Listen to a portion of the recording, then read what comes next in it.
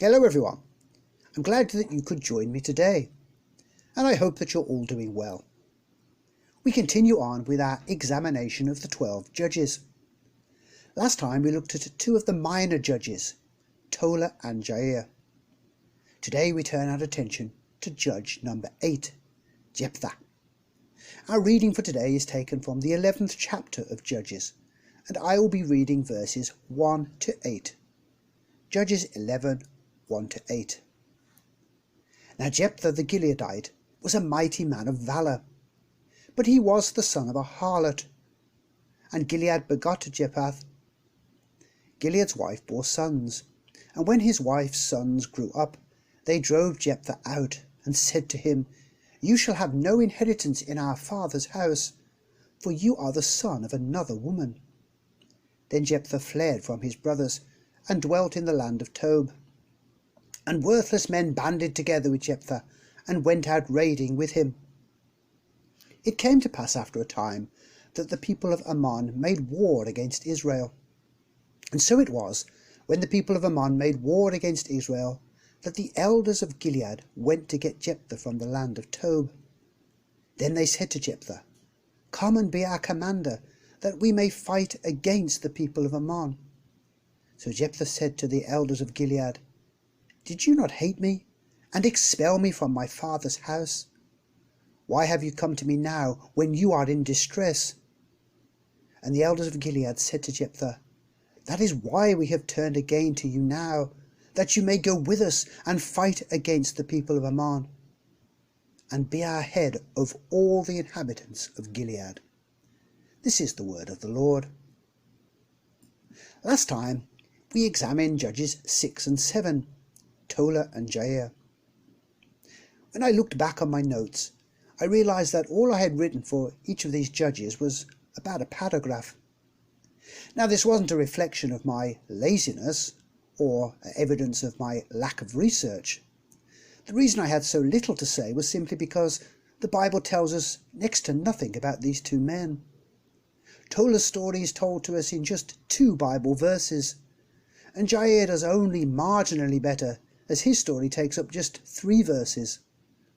It's this lack of detail that results in Tola and Jair being classified as minor judges.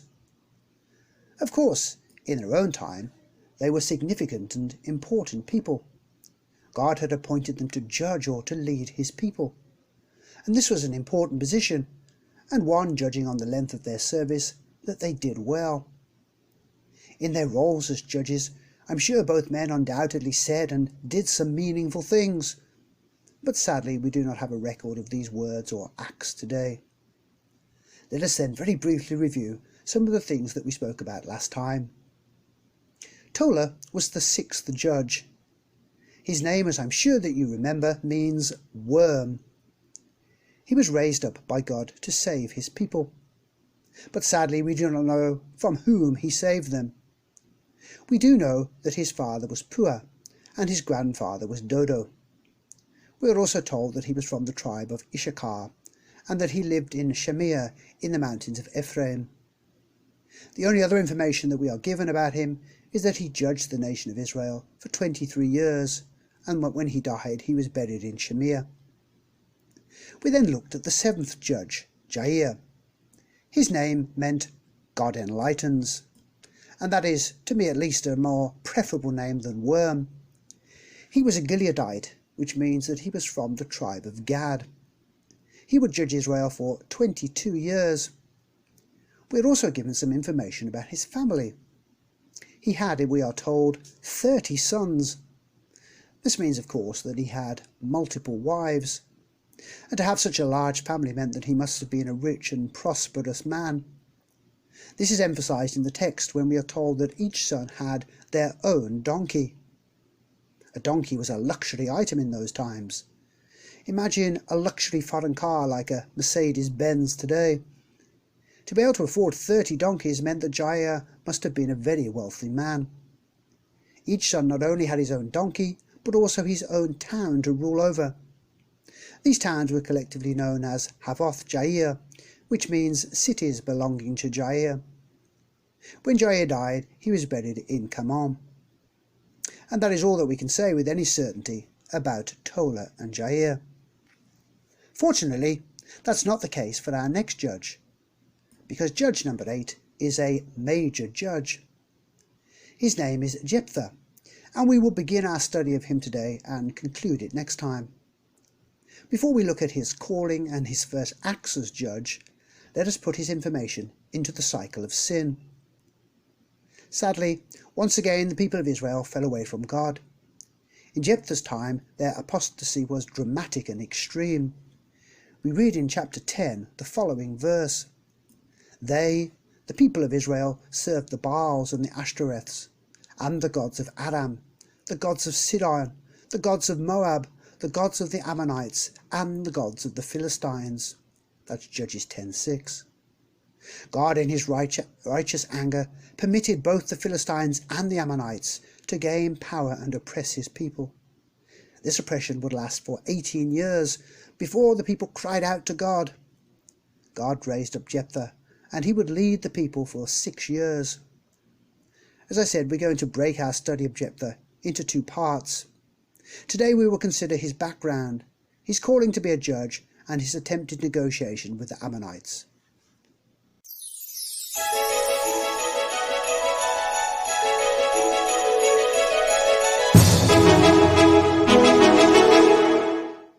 The background. To begin Jephthah's story, we need to paint a picture of Israel at that time. They had, under the judges Tola and Jair, enjoyed 45 years of peace or rest. But sadly that ever-recurring cycle of sin began again once Jair was gone. Soon it was that the people rejected God, who had done so much for them, and turned instead to worthless pagan deities. Chapter 10, verses 6 and 7 neatly summarize the situation for us. "Then the children of Israel again did evil in the sight of the Lord, and served the Baals and the Ashtoreths, the gods of Syria, the gods of Sidon, the gods of Moab, the gods of the people of Ammon, and the gods of the Philistines. And they forsook the Lord and did not serve him. So the anger of the Lord was hot against Israel, and he sold them into the hands of the Philistines and into the hands of the people of Ammon." Note in verse 6 the range of different gods they turned to. We are told that they served 7 different deities, not simply the local gods of the Canaanites, Baal and the Ashtoreth, but they also served foreign gods. And this indicates for us their extreme apostasy. It also represents a new low for the people of Israel. It seems as if they were actively seeking out gods to worship other than Yahweh. It's not surprising then that God burned with rage against his people, and he allowed the Philistines and the Ammonites to oppress the people. This terrible and harsh oppression would last for 18 years. At the end of this period, the people cried out to God and confessed their sin. This was, it seems, motivated in part by the actions taken by the forces of the Ammonites. They had amassed and were ready for war. At such times of national crisis, people call out for a hero to step forward. In Korean history we might think of Admiral Lee Sun-shin. In Britain we typically think of figures like Winston Churchill. Let me read what the people say in Judges chapter 10 verse 18. "Who is the man who will begin the fight against the people of Ammon? He shall be head over all the inhabitants of Gilead." It's interesting that they are looking for a man and not God to act. I mean, they could have said, "Let us pray and plead for God to intervene." Instead, they seek a man to fight for them. This will be the call for Jephthah to step up. As we will see, he is something of an unlikely hero. But let's turn now to today's passage. Verse 1. "Now Jephthah the Gileadite was a mighty man of valour, but he was the son of a harlot, and Gilead begot Jephthah." But this is our introduction to Jephthah. His name means he opens or he releases. He was a Gileadite, which means that he was from the tribe of Gad. They were located on the eastern side of the Jordan River. The next thing that we are told about him is that he was a mighty man of valour. This expression is shorthand for someone who is a brave, accomplished and respected warrior. The experience and expertise that he possessed in fighting made him an excellent choice to lead the army into battle. Now this is a very different situation to that in which we first met Gideon. He was, you will recall, rather timid and afraid, but he was yet to become a mighty man of valour. Jephthah, by contrast, was already a brave warrior. However, he did have one thing going against him. He came into existence through a relationship between his father, Gilead, and a prostitute. And this meant that through no fault of his own, of course, but he was an illegitimate child. A situation, as we will see in the next verse, that made things very difficult for him. Verse 2. Gilead's wife bore sons, and when his wife's sons grew up, they drove Jephthah out, and said to him, You shall have no inheritance in our father's house, for you are the son of another woman. Clearly it was not a good thing that Jephthah's father had visited prostitutes. It obviously doesn't speak very well about his character.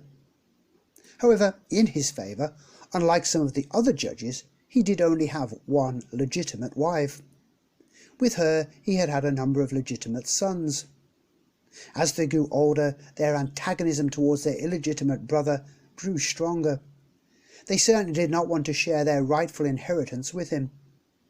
In this respect they had the Mosaic law on their side. In Deuteronomy 23:2, we read that an illegitimate child cannot join the Lord's congregation for 10 generations. In the end, they drove Jephthah from the family home. Verse 3. Then Jephthah fled from his brothers and dwelt in the land of Tob. And worthless men banded together with Jephthah and went out raiding with him. Jephthah fled and went to dwell in the land of Tob. This area was located between Ammon and Syria in the northeast of Gad. It's whilst here that he establishes a band of adventurers. I think we might picture them rather like Robin Hood and his merry men. They are described here as being worthless men. In the Hebrew this is the word rake, and it describes someone who is, as the description says, worthless, idle or empty. Now I think there are 2 possible ways that we can look at this particular group. Possibly it was made up of social outcasts or misfits, men who did not fit into normal everyday society. On the other hand, it may have been made up of men who, for a variety of reasons, had nothing better to do with their time. These men were looking for action and adventure, and were drawn to the powerful figure of Jephthah. This group engaged in raids. Who or what they raided is not given to us, but I think it most likely that they raided the enemies of Israel. This work is ideal preparation for war, so it's not surprising that the people looked towards Jephthah when crisis came. Verses 4 to 6. It came to pass after a time that the people of Ammon made war against Israel. And so it was, when the people of Ammon made war against Israel, that the elders of Gilead went to get Jephthah from the land of Tob. Then they said to Jephthah, Come and be our commander, that we may fight against the people of Ammon. Soon the geopolitical situation became more desperate. The Ammonites were making war against God's people. It appears that at this time they lacked a good, strong leader, and at times of crisis we need a strong and focused head of state. So who can they get to help them out in this dire time? They need someone who is brave, violent, and handy with a sword. Whoever will they find?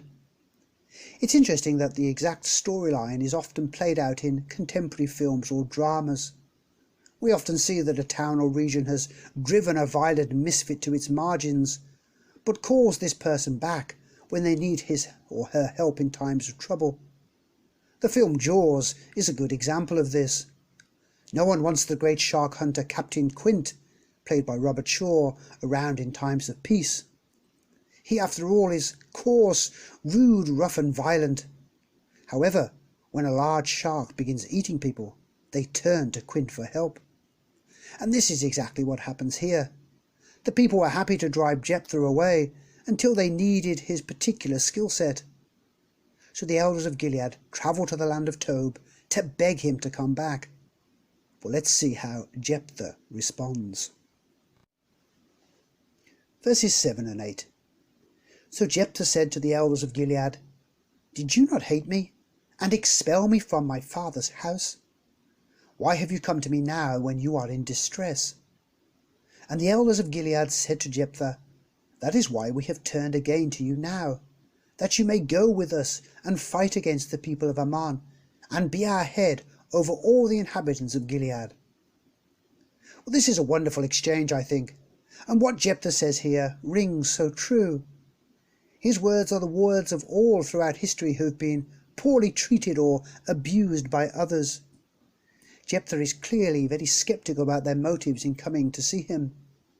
And basically this is what he says to them.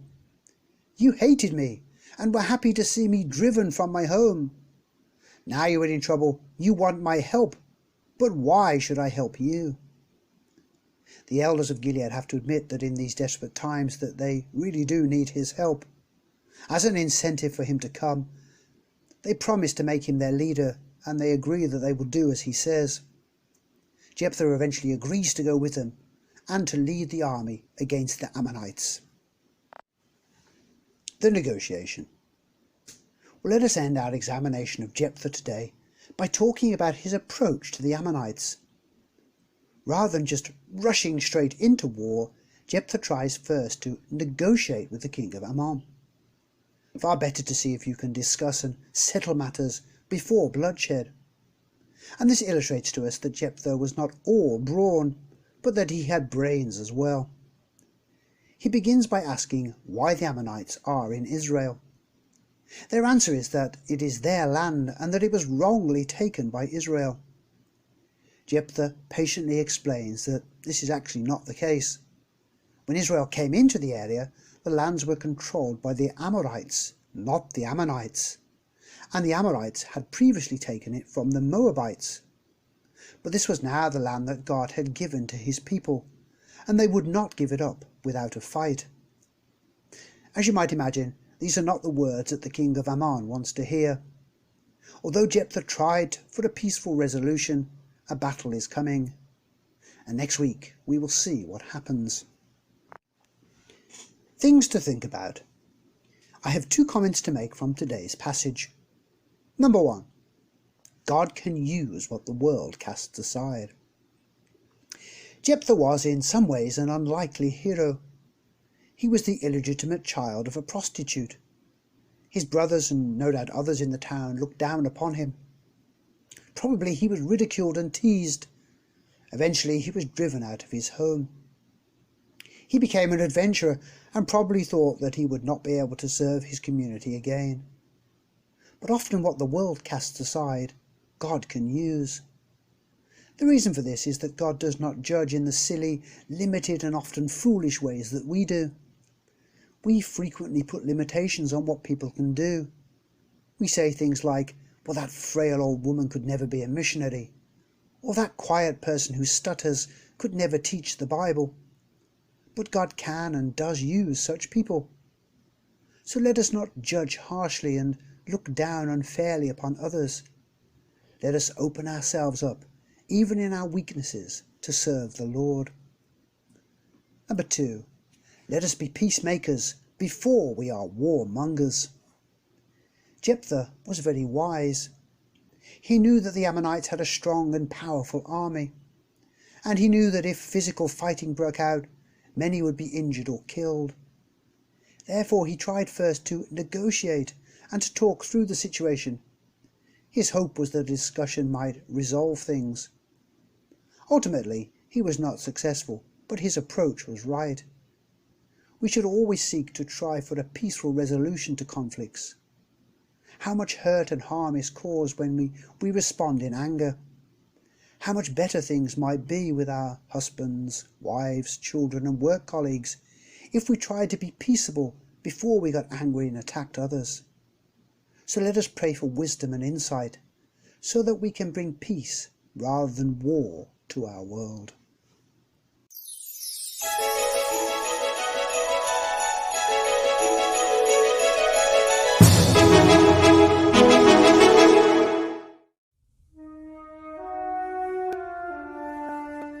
Now Jephthah the Gileadite was a mighty man of valor, but he was the son of a harlot, and Gilead begot Jephthah. Gilead's wife bore sons, and when his wife's sons grew up, they drove Jephthah out. You shall have no inheritance in our father's house, for you are the son of another woman. Then Jephthah fled from his brothers, and dwelt in the land of Tarb. And worthless men banded together with Jephthah, and went out raiding with him. It came to pass, after a time, that the people of Ammon made war against Israel.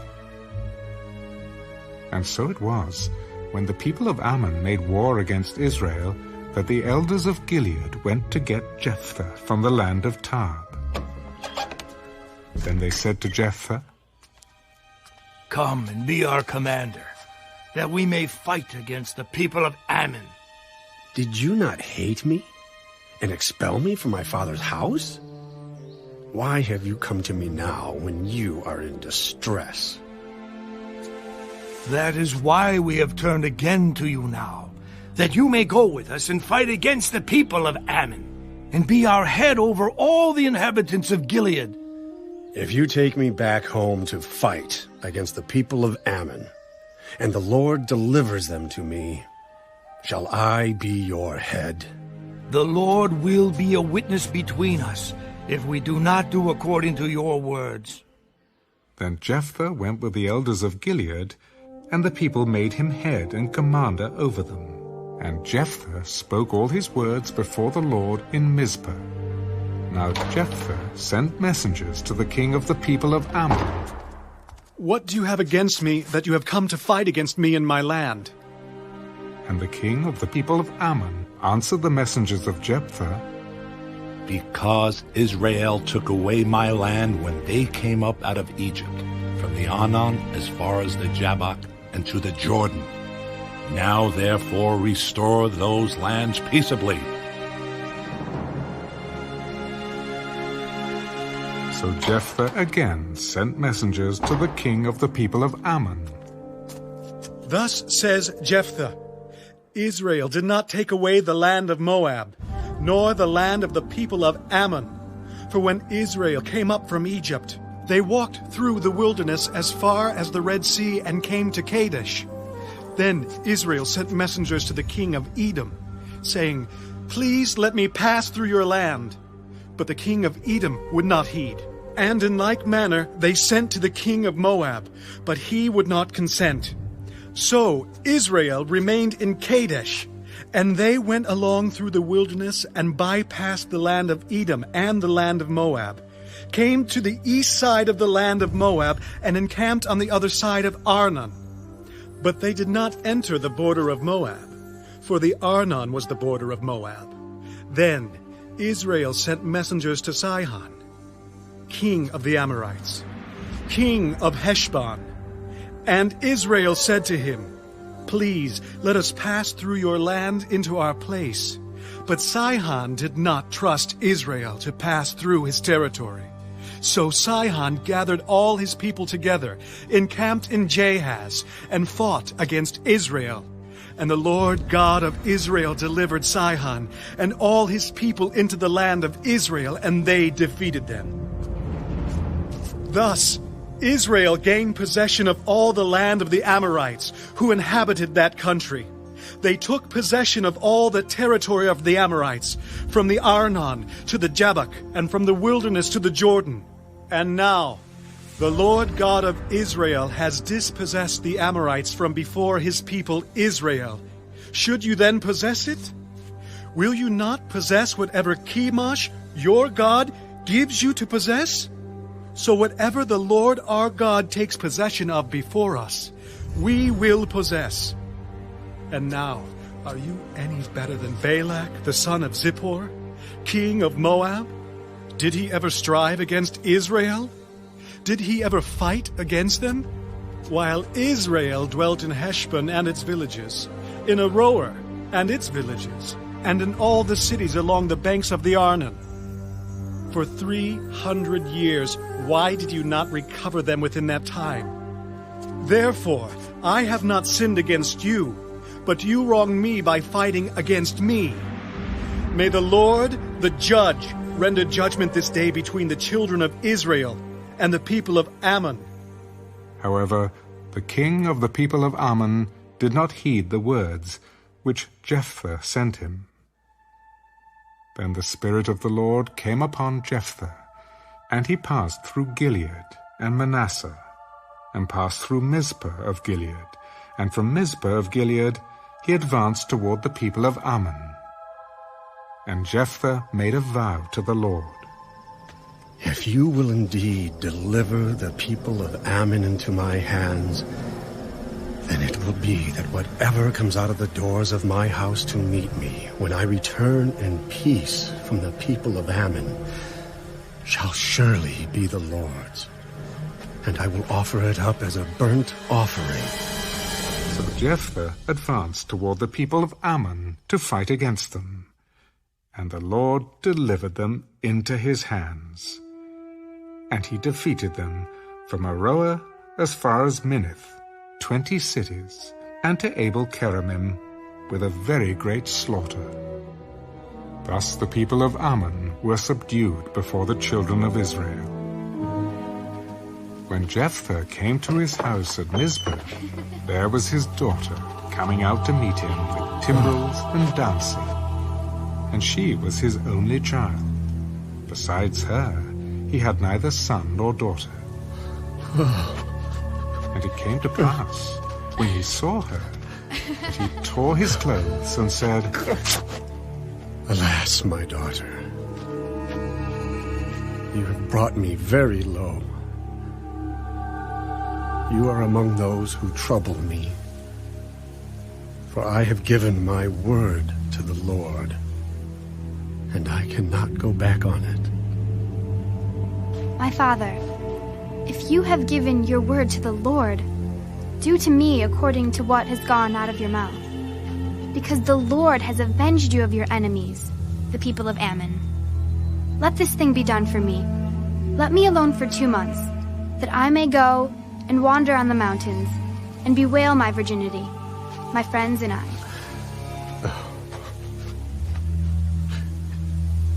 "Go." And he sent her away for 2 months, and she went with her friends, and bewailed her virginity on the mountains.